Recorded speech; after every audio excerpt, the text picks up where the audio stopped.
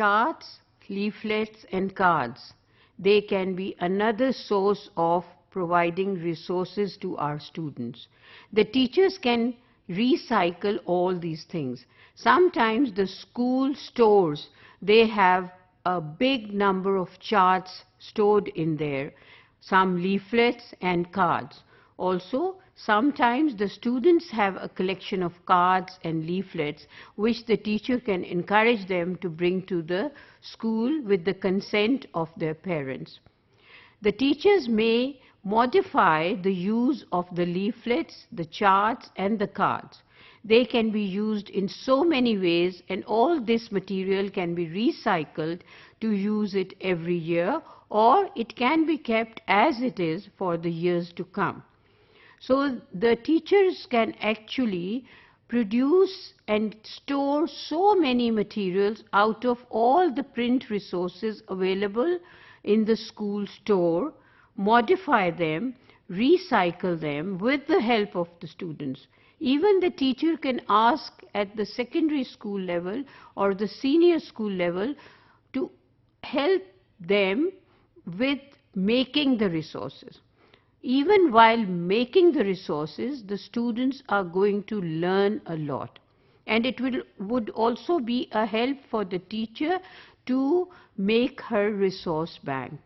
She would be able to get all these resources made by her students. It would be a good activity, and while making those resources, the students are going to learn a lot. Sometimes the classroom space is very little and the students cannot really manage to make resources, especially when they are being recycled from the material the teachers get from the store.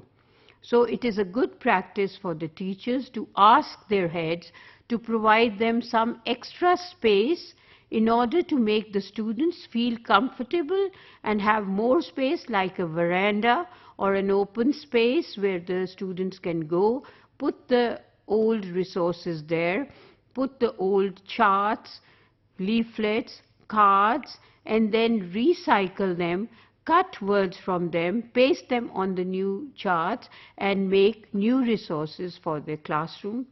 These resources can sometimes be displayed on the classroom walls, or these can be kept in the resource corner, and whenever required, the students can go there and have a look. The students would love to look at the resources they have produced themselves. They would appreciate the idea of not spending money, of doing things themselves, and then looking at those things again. By looking at the things they have made themselves, they learn more, because they are already familiar with the words that they have cut from a chart paper or from a card or from a leaflet. Such activities not only engage the students to positive and healthy activities, but they also make learning very easy, and learning becomes a fun activity for the students. At the same time, the teachers are being helped by the students to produce more and more resources for the classroom. It is not necessary for the teacher to talk all the time.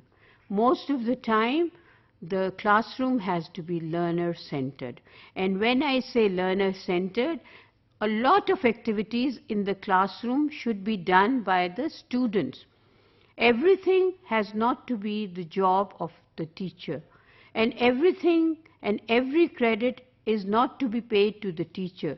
Rather, the credit is to be paid to the students as well, and they should be encouraged to carry on these activities, work on them, get engaged with them, learn from them, and then feel confident about their targets, that they have been able to achieve those targets by doing an action themselves.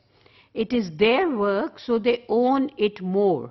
And they also want to take care of it because they have produced it. Then they really know it is their work and they need to take care of it. They cannot waste the resources that they have produced themselves. Rather, they feel they must make a good use of them.